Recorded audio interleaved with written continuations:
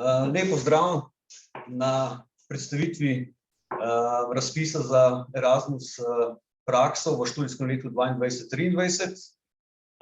Vidim, da se nam kateri še prihajajo, tako da jih bom sproti spuščal noter, ampak mislim, da lahko kar začnemo s osnovno predstavitvijo. Danes vam bomo predstavili osnovne informacije v zvezi z razpisom, kakšni postopki so potrebni za prijavo in potem za izvedbo prakse. Vsi vidite mojo predstavitev, predvidevam, upam. Predvidevam, da vas večina že program vsaj v grobem pozna. Na prakso se lahko odpravite za najmanj 2 do največ 12 mesecev. Obdobje upravičenosti za izvedbo je od 1. junija 2022 do konca septembra 2023. Pogoji, ki jih potrebno zadostovati, da lahko se prijavite, je, da oziroma tudi izvedete prakso, je, da imate v celotnem času praktičnega usposabljanja v tujini aktiven status študenta. Lahko pa se odpravite na prakso tudi kot tako imenovani mladi diplomant, kar pomeni, da se prijavite v zadnjem letniku študija, ko imate še aktiven status, in potem opravite prakso po končanem študiju, vendar ne kasneje kot v enem letu po diplomi oziroma zaključku študija, pri čemer se šteje datum zagovora ali datum zadnjega izpita in ne datum, do katerega imate status. Seveda pa morate to prakso izvesti v okviru upravičenega obdobja, ki je, kot rečeno, do 30. septembra 2023. Praktično usposabljanje seveda mora biti vsebinsko povezano s področjem študija študenta. To poudarjamo. Tukaj sicer smo zelo fleksibilni, to zelo probamo široko interpretirati, kaj vse spada v vaše področje, ampak recimo ne moramo pa potrditi prakse, kot smo že imeli, to vedno rad omenim, enkrat primer, ko je neka študentka hotela delati na recepcijo hotela v Las Palmasu, to pa težko najdem kakšno povezavo s katerimkoli programom na naši fakulteti. Minimalen obseg dela je 25 ur na teden. Kje lahko opravljate prakso? To so članice Evropske unije, Islandija, Liechtenstein, Norveška, Severna Makedonija, Srbija in Turčija. Študenti ne smejo opravljati mobilnosti v državi univerze pošiljateljice, seveda ne morete v Sloveniji, v državi svojega stalnega bivališča in v državi, v kateri državljani ste. Prav tako je seveda razumljivo, da morate biti celoten čas te prakse, morate bivati v kraju univerze gostiteljice v tujini oziroma organizacije v tujini. Če so kakšne prekinitve ali pa predčasno zaključite, mora to biti vnaprej odobreno in dogovorjeno strani Univerzitetne službe za mednarodno sodelovanje. Pogosto v zadnje čase dobivamo tudi vprašanja od izrednih študentov, ki so morebiti že zaposleni, tudi oni lahko grejo na prakso, vendar se lahko prijavijo na ta razpis le v primeru, če jim delodajalec v obdobju praktičnega usposabljanja ne bo kril stroškov na podlagi izdanega potnega naloga.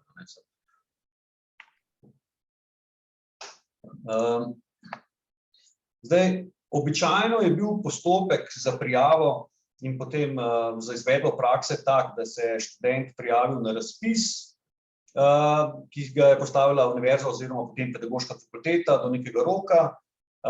Lahko se je prijavil na razpis, ne da bi vedel še kje bo izvajal prakso, potem je v nadaljevanju iskal organizacijo in ko je našel, je pripravil obrazec, learning agreement, se je prijavil na spletno aplikacijo Univerze v Ljubljani in zaprosil za Erasmus finančno pomoč in potem odšel na prakso. Letos je pa pomembna novost ta, da so prvi 3 koraki združeni. Nimamo več nekega konkretnega roka, do kdaj vi morate oddati prijave, ampak se ne morate več prijaviti, da rečem tako, na slepo. Torej, od zdaj naprej, letos univerza, mi sprejemamo prijave le v primeru, da ste vi že dogovorjeni z neko organizacijo, da ste že našli inštitucijo, kjer boste opravljali prakso in da ste z njimi že tudi podpisali študijski sporazum oziroma sporazum za izvajanje prakse in šele po temi pogoji se lahko prijavite na razpis. Zdaj bomo malo bolj podrobno pogledali, kaj to pomeni. kaj točno vsebujejo vsi ti koraki. Zdaj, pri izbiri institucije tole kopiram neposredno iz samega razpisa. Tukaj lahko vidite, kakšne institucije, organizacije vse pridejo v poštev.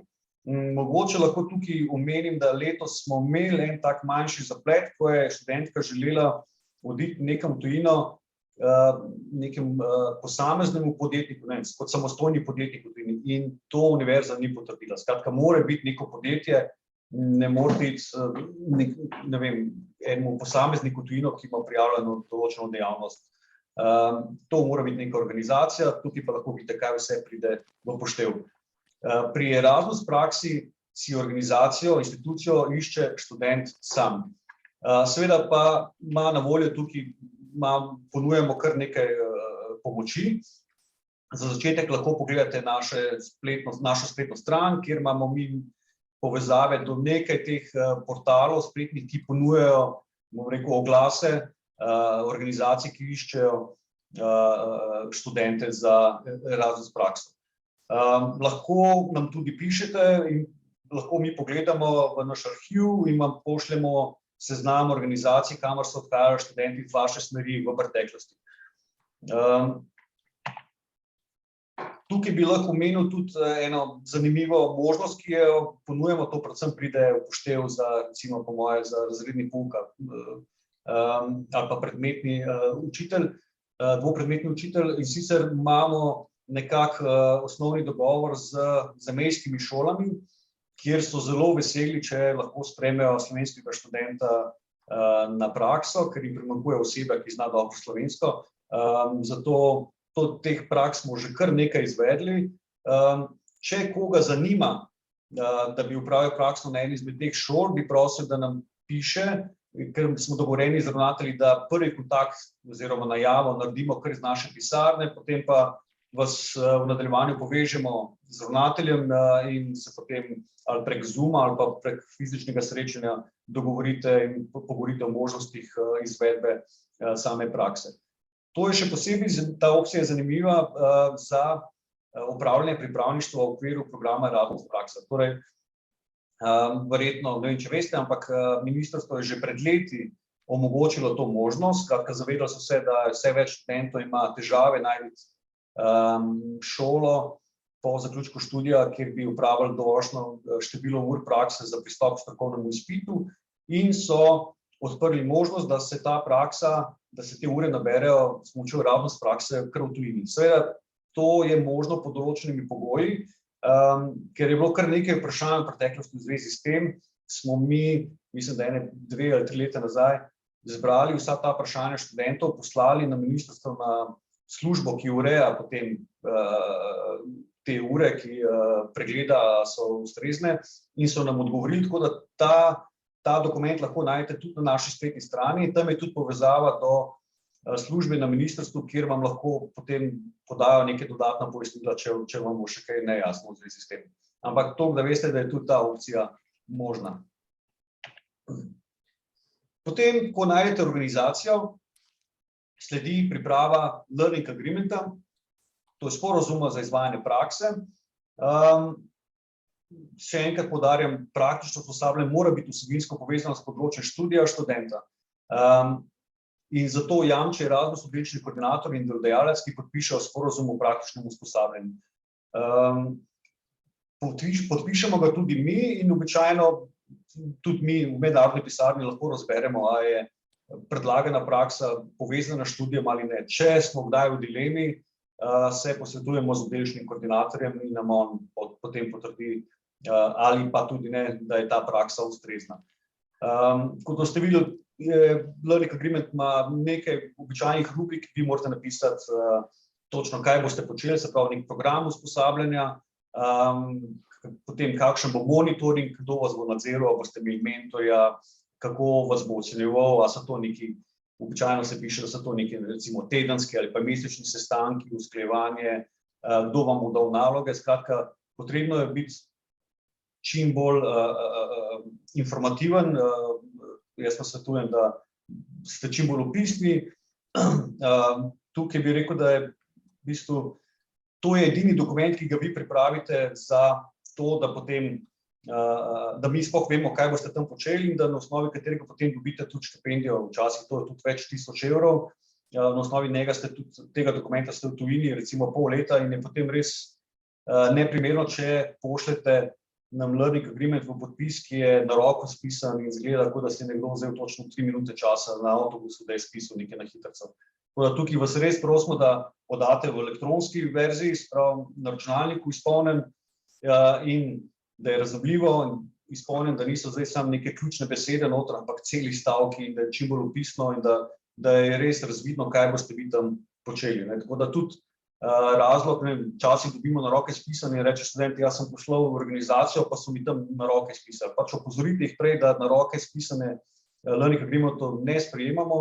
Sploh pa imamo težavo s tem, da študent pošlje kar prazen learning agreement organizaciji, češ, dajte mi to izpolniti, to potrebujem. Jaz smatram, da je to nekaj, kar je potrebno, da naredite skupaj z to organizacijo. Najbrž vi, ko jih kontaktirate, poveste, kakšno prakso iščete, kaj vse pride v poštev, potem bi načeloma oni nazaj povejo, kaj vam pa oni lahko omogočijo in potem je to nek tak skupen proces sestave tega learning agreementa. Tukaj boste najbrž srečali različne situacije, ker nekatere organizacije, šole, društva so že vajeni tega in sprejemajo študente recimo že vrsto let in taki imajo ponavadi že kar spisan nek template predlogov learning agreementa, ki ga potem samo priledijo za vaše potrebe in točno vejo, zakaj se gre. Tam bo verjetno vaš input minimalen, medtem ko če boste našli neko organizacijo, ki ne bo še poznala tega programa, pa ga bo poznala bežno, tam bo pa verjetno potrebno nekaj več dela in dogovarjanja z njimi, da sestavite nek smiselen sporazum. Če boste kljub temu imeli težave, ne boste vedeli, kaj napisati v določenih rubrikah, lahko pišete tudi nam, pa vam potem mi pomagamo, mogoče pokažemo, kako izgleda nek standarden learning agreement iz preteklih let, tako da potem nekako spišemo čim boljši sporazum.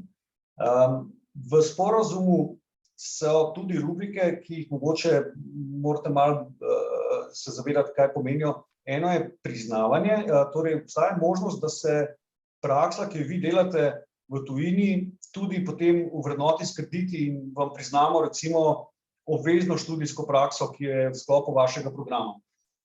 Moram reči, da je takih primerov bilo zelo, zelo malo. Ne zato, sicer, ker je to toliko težko organizirati ali pa da bi imeli težave s priznavanjem, ampak predvsem iz praktičnih razlogov. Namreč vi morate iti na razno s prakso za najmanj 2 meseca in težko študent gre sredi študijskega leta, ko ima tudi neke druge obvezne študijske obveznosti, da zgine iz Ljubljane za 2 meseca, da dela prakso v tujini. Zato se študenti običajno odhajajo na prakso bodisi v podaljšanem letu ali pa kot mladi diplomanti. Če pa imate v neki situaciji, ne vem, da recimo ponavljate letnik, pa imate še neopravljeno prakso iz prejšnjega letnika, potem po moje bi pa področni pogoji, seveda, če izpolnite vse pogoje, ki bi jih morali tudi sicer, če bi delali prakso v Sloveniji, bi se dal dogovoriti tudi za priznavanje take prakse. Zadnja točka, ena točka tudi govori o tem o zavarovanju. Tukaj ne govorimo o zdravstvenem zavarovanju, ki ga tako ali tako morate imeti, ampak zavarovanje, če bi povzročili kakšno škodo. Opažam, da se pojavlja kakšne organizacije, ki zahtevajo tako zavarovanje, to morate preveriti z njimi. To govorim zato, ker vem, da študenti pedagoške fakultete plačate neko zavarovanje, ki pa žal velja samo v Sloveniji. Se pravi, to, kar vi plačujete, kar je verjetno fakulteta pobirala in uredila zavarovanje za izvajanje prakse v Sloveniji, ne pokriva tujine, tako da mi v tem obrazcu, ko pride v tej rubriki označimo, da mi ne ponujamo nobenega zavarovanja. Običajno, žal tudi tega ne ponujajo organizacije, ki vas sprejemajo. Če pa obenem zahtevajo, da to imate, si boste to morali urediti sami, preden pričnete s prakso. Kakšen je postopek prijave? Izpolnite spletno prijavo v VIS-u in naložite podpisan študijski sporazum z vseh treh strani, torej podpišete ga vi, predstavnik organizacije, ki boste izvajali prakso in v naši pisarni, motivacijsko pismo in potrdilo o vpisu, ki ga natisnete iz vpisa. Kot rečeno, letos roka za oddaje ni. Morate to oddati vsaj en mesec pred načrtovanim odhodom in univerza bo sprejemala prijave do porabe sredstev oziroma najkasneje do 1. julija 2023. Zakaj 1. julij? Zato, ker morate oddati en mesec pred pričetkom in potem, se pravi, date 1. julija, izvajate pa avgusta in septembra, potem pa itak konec upravičenega obdobja. Tako da to je skrajni datum, do katerega bo univerza sprejemala prijave. Seveda pa nihče ne ve v tem trenutku, ali bodo sredstva zdržala tako dolgo. Tako da lahko se zgodi, da bo toliko študentov odšlo na prakso, da bo recimo, ne vem, že spomladi zmanjkalo sredstev. Kaj morate napisati v motivacijskem pismu? Lahko ga napišete v slovenskem jeziku, morate pa opisati, kako je delo, ki ga boste upravljali, povezano s področjem študija, kako bo strokovno praktično usposabljanje v tujini prispevalo k nadaljnjemu izobraževanju ali zaposljivosti. In pa tudi to je novost letos, morate dati opis institucij, gostiteljice, podjetja in opis službe, oddelka, področje dela, število zaposlenih, letos ustanovitve in tako naprej. Pogosto se je dogajalo namreč v preteklosti, da ni bilo docela jasno sploh, kje točno študent v kakšnem podjetju opravlja, tako da je tukaj letos potrebno nekaj več informacij podati v samem motivacijskem pismu. Potrdilo o vpisu, kot rečeno, ga lahko kar iz vpisa izvozite, ne sme biti starejše od 2 tednov v času prijave, iz potrdila pa mora biti razvidno, da ima študent status za celotno obdobje mobilnosti. Ta pogoj seveda ne velja, če greste na izmenjavo v času, ko ste mladi diplomant. Tam seveda statusa ne boste. Če študent o prijavi še ne more pridobiti potrdila o vpisu, zadostuje potrdilo o izpolnjevanju pogojev za vpis v naslednje študijsko leto, ki ga izda matična fakulteta. Torej, to je neka rešitev, ki jo uporabljamo tudi pri študijskih izmenjavah. Če še ni, imate že vse opravljene obveznosti, veste, da imate že vse pogoje, izpolnjujete za vpis v višji letnik, ni pa še datum vpisa je pa pač nekoliko kasneje, vi pa že morate iti na prakso. V tem primeru se lahko zaprosite naš referat za izjavo, za neko potrdilo, da izpolnjujete vse pogoje za vpis v višji letnik in potem naša univerza to sprejme kot ustrezno dokazilo. Finančna dotacija. Najprej potrebno poudariti, da izbrani študent programa Erasmus+ ni samodejno upravičen do finančne pomoči. Torej, samo to dejstvo, da se vi prijavite na razpis, ne pomeni, da avtomatično prejmete tudi dotacijo. Za finančno pomoč je potrebno zaprositi preko univerzitetne spletne aplikacije. In ta navodila boste pač prijeli. Spravi, vi se boste prijavili najprej v vpisu, mi bomo potem vašo prijavo poslali naprej na univerzo in potem se vam bo naša univerzitetna služba oglasila z navodili, kako vi lahko zaprosite za Erasmus finančno pomoč na njihovi spletni aplikaciji. Za prvi dan mobilnosti se šteje dan, ko mora biti študent prisoten na tuji organizaciji, se pravi prvi delovni dan, zadnji dan se šteje dan, ko študent zaključi z delom na tuji organizaciji. Seveda se zavedate, da dotacija, ki jo boste prejeli, ne pokrije vseh stroškov v celoti, pač to je kot dotacija mesečna in ne pa, da vam nekdo refundira realne stroške. Predvsem pa morate vedeti, da pravice, obveznosti in odgovornosti študentov pri dodelitvi finančne pomoči, da bodo konkretne opredeljene v sporazumu o nepovratnih sredstvih, ki ga bo študent sklenil z Univerzo v Ljubljani pred odhodom na praktično usposabljanje v tujino. Torej, še enkrat, ko se vi prijavite v vpis, mi pošljemo naprej vašo prijavo na našo univerzo, potem se vam naša univerza oglasi z navodili, kje in kako vi oddate prošnjo ali pa prijavo za Erasmus finančno pomoč, in ko uspešno oddate to prošnjo, vam univerza pošlje pogodbo o sofinanciranju, kjer bodo opredeljene tudi vse vaše pravice in obveznosti in odgovornosti. Ko vi podpišete to pogodbo in vrnete podpisano pogodbo na univerzo, dobite potem prvo nakazilo Erasmus finančne pomoči. Zdaj, običajno je bilo tako, to je, da je univerza v času objave razpisa ni vedela še, ali bodo lahko študentom financirali celotno prakso, koliko mesecev bodo že prijavili. Prejšnja leta je bilo tako, da so potem, ko se je zaključil razpis, videli, koliko je prijav in so se odločili, lahko zmožni smo financirati največ 5 mesecev vsakemu študentu. Ali pa 4 mesece so bili tudi, se spomnim, leta nazaj. Zdaj so opustili pač to opozorilo v razpisu, vendar se s kolegico Piho zdaj sprašujejo, kako bodo oni zdaj to nadzirali, tako da tukaj vam ne znam povedati točno, kako bo to potekalo. Namreč logično je bilo v prejšnjih razpisih, da so oni že recimo zdaj maja vedeli, koliko študentov načrtuje oditi na prakso in so lahko preračunali, koliko to pride na enega študenta, koliko lahko financirajo.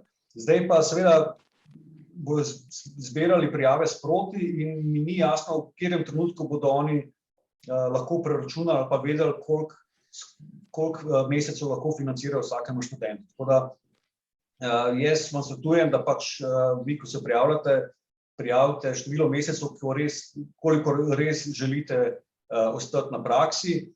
Potem bomo pa videli, ali bo univerza omejevala in če bo na koliko mesecev. Jaz mislim, da če se prav spomnim, zadnja leta pod 5 mesecev niso šli, tako da jaz mislim, da načeloma lahko računamo, da je to nek minimum, ki ga bodo zagotovo financirali. Žal pa garantirati po tem trenutku tega ne morem. Kakšna pomoč, koliko znaša ta pomoč? V projektnem letu 2022, kot lahko vidite, so države razdeljene v 2 skupini, glede na kako visoke bivalne stroške lahko pričakujete in lahko dobite od 750 evrov na mesec ali 690 evrov na mesec, pri čemer je v tem znesku že vključen tudi dodatek 150 evrov na mesec, ki pripada vsakemu. Zdaj, z novimi temi projekti, razpisi se pojavila tudi možnost pridobivanja nekih dodatkov pri finančni pomoči. Tukaj vam toplo svetujem, da zelo natančno preberete razpis, ki je na naši spletni strani, kjer so zelo podrobno opredeljeni pogoji za vsakega od teh dodatkov. Tukaj vam samo naštejem, kaj je možno vse pridobiti.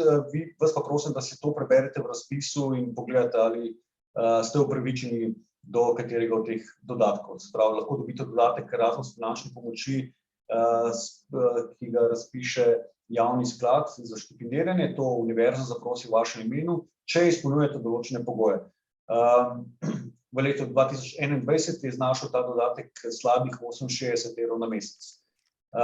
Novost je ta, da je zdaj tudi dodatek za študente iz okolij z manj priložnostmi. Višina tega dodatka je 250 evrov na mesec.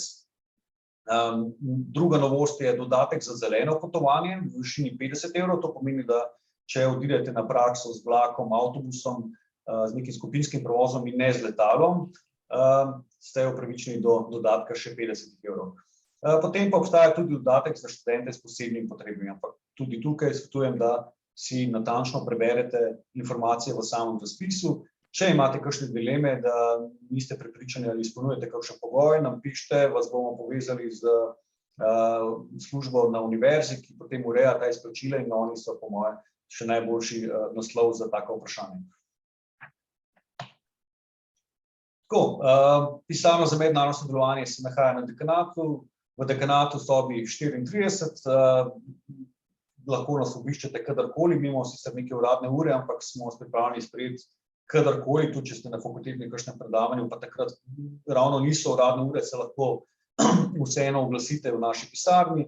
Po mailu smo vse skozi dosegljivi, tukaj imate pa še naše telefonske številke. Če je potrebno, lahko pa organiziramo tudi kakšno Zoom posvetovanje, če imate kakšne bolj kompleksne vprašanja. Tako da zdaj pa vas vabim, da postavite vprašanje, če vas karkoli zanima v zvezi s tem razpisom, da sem pozabil omeniti.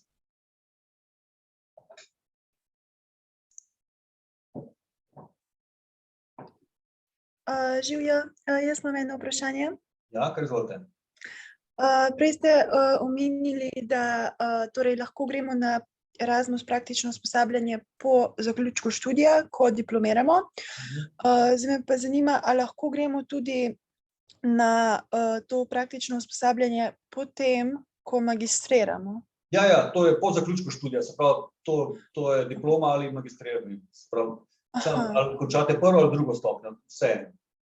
Ok, torej lahko recimo se tako odločim, da grem, ne vem, za pol leta zdaj in pol pridem nazaj v Slovenijo in pol recimo se zaposlim in pol recimo grem še za pač par mesecev. Ampak to, če vas prav razumem, ne bi šli obakrat v sklopu tega razpisa.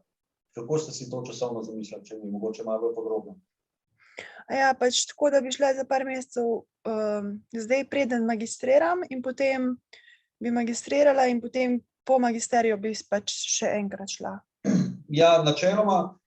Ampak ja, ne v sklopu tega razpisa, bi pol na drugo leto. Ja. Mislim, načeloma je bilo možno, vsaj zdaj v razpisu, to tudi, če bi to zdaj zelo zgoščeno časovno obdobje naredili, oboje narediti v sklopu enega razpisa, ker vam pripada 12 mesecev. Je pa vprašanje, če bo veliko prijav, bo univerza bržkone omejila in mesece in število praks. Tako da, če bi veliko prijav bilo, potem vam najbrž ne bi mogli financirati 2 praksi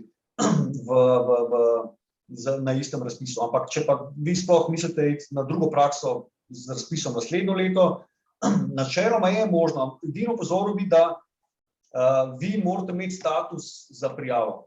Se pravi, če boste vi končali študij, preden bo drug razpis objavljen, se ne boste več mogli prijaviti. Vi morate imeti status, prijave, potem pa zaključiti, pa greste kot mladi diplomant. Tako, edino bi pozoril na to. Ok, razumem. Dobro. No, zdaj pa v bistvu me še zanima, a je pol možno tudi recimo to, da greš ti v tujino, pač ne na to prakso ravno, ali pa da greš pač pisati magistrsko nalogo. Ja, tukaj greste na prakso, jaz razumem, kaj vi sprašujete. Lahko, jaz mislim, to, če gledamo čisto praktično, kaj vi delate zdaj, kaj točno bi vi počeli za pisanje magistrske naloge? Kaj ste si to predstavljali? Kaj vi točno delate, če vas lahko vprašam? Ja, razredni pouk. Sam jaz bi naredila empirični del pač tukaj v Sloveniji, ne? Ja. Tako da ne bi v bistvu šla v tujino za to, da bi naredila empirični del. Ampak sam to me v bistvu zanimalo, če lahko greš v bistvu samo zato, da pišeš magistrsko nalogo. Ne, to žal, mislim, zdaj odvisno, kaj se predstavljate pod pisanje naloge. Res, če bi rekel, da vem, da vi pišete, zdaj za razredni pouk se res ne predstavljam, mogla biti na šola, sprav, ne vem, kje bi vi pisali, kako ste si to predstavljali, kam bi šli pisati, kje bi bili na univerzi ali neka organizacija, kako to še. Jaz se predstavljam, če neki študij, ne vem, zdaj to so kakšni recimo drugostopenjski kognitivna znanost, kjer veliko raziskujejo, delajo v laboratorijih in zdaj, če nekdo bi šel delati za zaključno delo, raziskovati v nek laboratorij, tam sodelovati v nekem projektu, seveda se to da prikazati in tudi je praksa, to je nekaj, kar bom počel tudi v prihodnje, je pa izkoristil to prakso za pisanje zaključnega dela, se mi zdi, da bi se to dalo organizirati. Ampak v vašem primeru pa si ne predstavljam, kaj točno kam bi vi šli, vi greste na šolo, to je povezano z vašim študijem ali pa na neko institucijo vzgojno-izobraževalno, ampak tam bi morali dejansko izvajati prakso. Če bi naredili neko prakso, ki vam pomaga da zbirate nek material ali izkušnje za pripravo zaključnega dela, potem je to seveda možno, da pa vi nekam greste in se tam samo pišete, nikamor, nič pa ne opravljate nobene prakse, to pa seveda ni možno, ker to je potem spada v razpis za študijske izmenjave, kjer je možno iti tudi pisati zaključno delo, tako pa to ne sodi v ta razpis.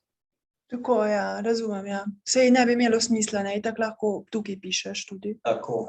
Če bi pa najdel nekaj, da vi tam dejansko počnete, nekaj upravljate, neko prakso, ki vam to pride za pripravo zaključne naloge, potem bi pa se to verjetno dalo ustrezno predstaviti, da bi lahko prijavili tudi na ta razpis. Okej. V redu. Lahko še eno vprašanje? Ja, seveda. Okej. No, v bistvu,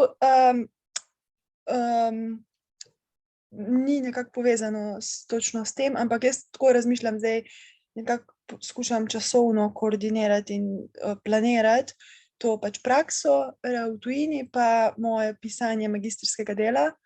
In zdaj v bistvu bi naslovila vseeno na vas to vprašanje. Kdaj v bistvu, če se mi vpišemo v dodatni letnik, jaz sem zdaj prvi letnik magisterija, bom vpisala dodatno leto. Pač koliko časa imamo potem, to me zanima ravno zaradi tega, ne, ker načrtujem to pač prakso. Koliko časa imamo potem v bistvu mi, da napišemo magistrsko delo? Recimo, če grem na prakso in bom to dodatno leto, bom izkoristila za prakso, Ja. potem pridemo nazaj in koliko časa, me malo skrbi, a ne, ali mi bo ostal čas, da napišem in magistriram. Ja, to pa je bilo vprašanje, jaz ne vem, kakšni so pogoji, kdaj vi morate zaključiti, da predstavljam si, da do konca študijskega leta. Zdaj, sam dejstvo to, da vi greste na prakso, vam ne podaljša, ne omogoča, ne morete priti nazaj in reči, jaz zdaj bi rada podaljšala status, ker sem bila na praksi. To je v bistvu privilegij, oziroma ne, možnost, vam mi omogočimo, da greste, ne pomeni pa to, da si s tem podaljšujete študija. Tako da to ni sprejemljivo, da se potem študent sklicuje na izmenjavo ali pa prakso in hoče zaradi tega podaljšati še eno leto študija. Nam je interes, da vi čim prej naredite, to je tudi osnovni princip bolonjske reforme, da se čim prej zaključi študij, ne pa da se še dodatno podaljšuje.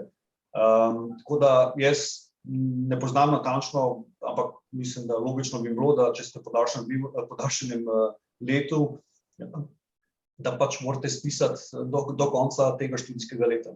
Ja, mogoče ti kaj veš več, ampak mislim, da je to logično tako.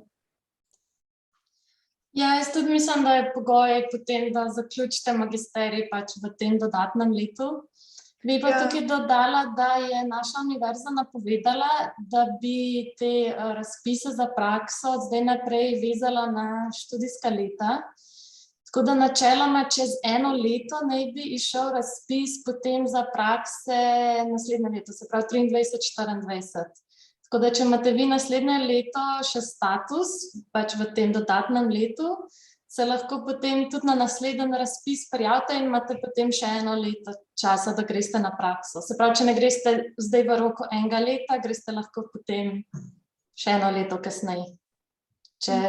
Naprimer, če vas skrbi, da ne bi imeli dovolj časa za napisati magistrsko delo, lahko naslednje leto, celo leto pišete magistrsko delo tukaj in potem izkoristite teh 12 mesecev prakse po zaključku. A sem jaz prav vas razumel, da boste že 22-23 v dodatnem letu? Ja. Ja, pol 23-24, ja. Ja, lahko greste v bistvu pol kot mladi diplomant. Ja, tako. Ja, tako. Ali pa lahko, naprimer, pol leta koristite v 22-23, pa potem pol leta še pišete to zaključno delo, pa potem se prijavite, preden ga oddate, se pravi, preden zaključite na nov razpis, pa potem še pol leta kot mladi diplomant. Tukaj mogoče spet bo treba biti pozoren, ker sem prej rekel, vi se lahko prijavite, ko imate še status, pri čemer se gleda datum, kdaj vi zaključite, ali imate zadnji datum izpita ali pa ko zaključite študij. Ne, se pravi, vi boste sicer imeli status do konca študijskega leta, ampak v resnici boste pa zaključili prej. In se pravi, ne sme se zgoditi, da vi zaključite prej, preden je razpis za 23-24 objavljen, ker se ne boste več mogli prijaviti. Ja, tako. Okej.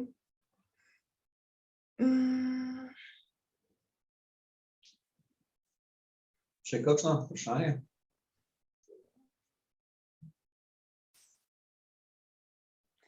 Ja, mislim, hvala za tole, zdaj mi je to dosti razjasnilo. Kar razmislite, če boste kakšna dilema se še pojavila, lahko seveda nas vedno pokličete ali pa kar pridete v pisarno, pa se pogovorimo. Vem, da je to malo zdaj veliko informacij, veliko nekih rokov, zdaj, da si malo uredite mišlje, pa nekaj in potem lahko nam preverite z nami, ali bo to držalo vodo ali ne, tako da boste enkrat imeli cel načrt, kako in kdaj bi šli. Ja, ker pol, pol že razmišljaš, ne vem, a pol, ker pol pač, se pol mislim, bom šla za pol leta in pol v bistvu pišem magistrsko, a se bom zaposlila, sam itak, če bom imela status študenta, bom lahko delala prek študenta, tako da nima fore, ne bom se zaposlila, ker pol te lahko to sam pač ovira pri tem, da greš na to izmenjavo, mislim, prakso, ja.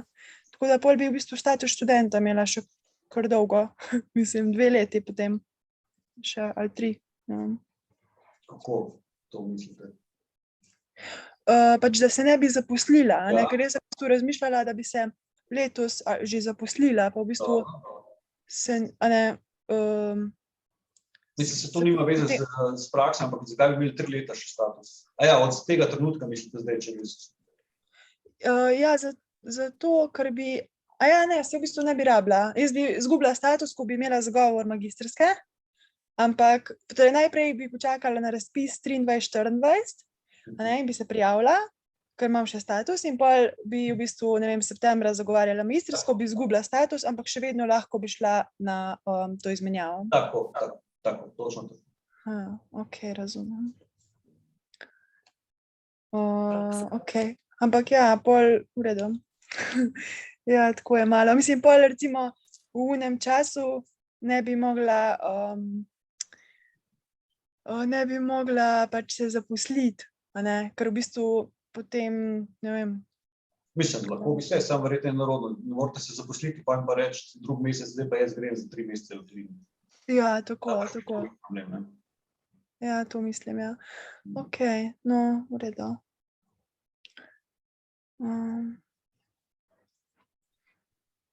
Dobro, še kakšno vprašanje? Ja, jaz bi imela še eno vprašanje. Ja, kar izvolite. Če imate kak nasvet, recimo jaz imam enih par šol nagledanih oziroma ustanov in če ne vem, a so že imeli kakega praktikanta, kak nasvet za to prvo pisanje maila, a jim pošljem zraven razpis v angleščini, a sam opišem, to zdaj... Ja, to je dobro vprašanje. Jaz zdaj odvisno, kot sem rekel, različne situacije v neki eni so tega zelo vajeni in se to že, da rečem, grejo kot industrijo, sprejemajo študente in vam oni peljajo postopek, sem že videl, ker so imeli že kar spisan learning agreement in samo priredijo, zamenjajo ime, par ključnih besed, imajo že točno vejo, zakaj se gre in takim ni treba veliko razlagati. Zdaj ne vem, kakšno šolo ste vi najdeli.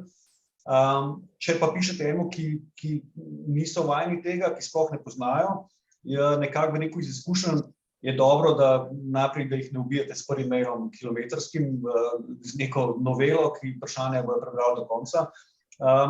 Jaz svetujem, da se napiše pač osnovna, da ste študent, kaj študirate, kako daleč ste. Jaz mislim, nekako iz izkušenj vidim, da zelo pomaga, če nekdo napiše, da je v zadnjem letniku ali pa tik pred tem, da bo končal, potem vejo, da ste tudi praktično imate dovolj izobrazbe, tudi da pridete na šolo.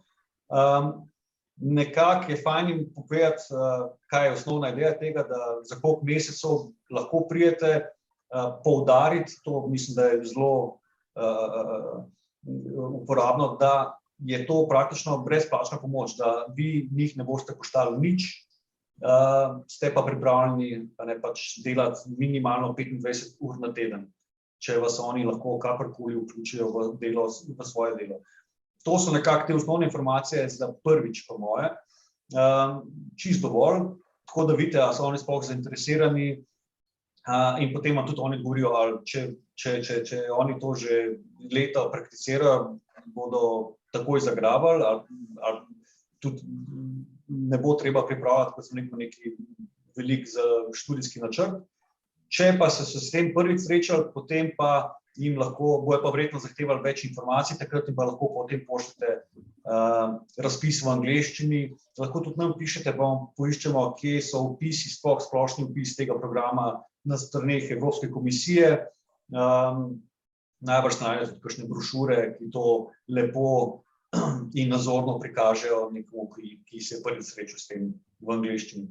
Tako da jaz mislim, da nekje v prvem mailu so dovolj te osnovne informacije, torej kaj študirate, kateri letnik ste, kaj sploh pomeni ta razred praksa, da vi pač lahko pridete in ste tam pomoč brezplačna, to kar dajte v bold, ker to ponovadi je eno od ključnih dejavnikov, ki jih potem pritegne.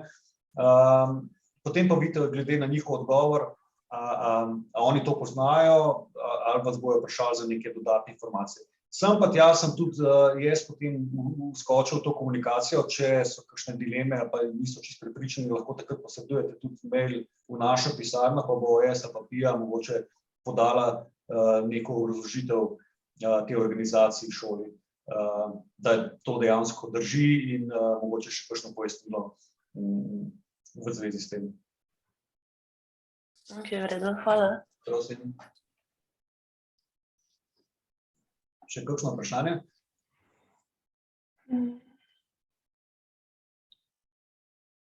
Kot rečeno, če boste imeli dileme, nas lahko vedno kontaktirate, tudi ko kontaktirate tujo organizacijo. Če imate težave z Learning Agreementom, nas lahko kontaktirate, da vam mogoče svetujemo, malo pomagamo, pokažemo, kako so bile izpolnjene določene rubrike v preteklih letih. Jaz ne dajem tega gor na spletno stran nek standardni Learning Agreement, ker imam občutek, da bi potem v 2 letih vsi naši Learning Agreementi izgledali identično, ker pač študenti bi bili najmanj do upora šli copy-pastati, kar tam piše. To je le nekaj, kar morate razmisliti skupaj z organizacijo, kamor greste. Seveda pa, če se vam čisto ustavi, pa res ne veste niti vaš tam mentor oziroma kontaktna oseba, nam pišite, pa bomo vam mi svetovali in pokazali, kako običajno se to izpolni. V redu?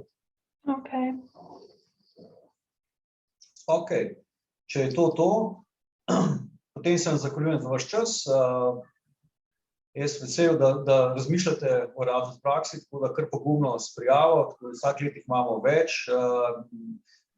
Tudi lahko to povem, da je finančno bolj ugodna Erasmus praksa, kot so študijske izmenjave, tako da in vsako leto, spravim, je vse več študentov, ki gre na prakso, tako da upam, da se boste tudi opogumili in oddali prijavo. Hvala za vaš čas. Hvala vam. Ja, naslednje. Naslednje.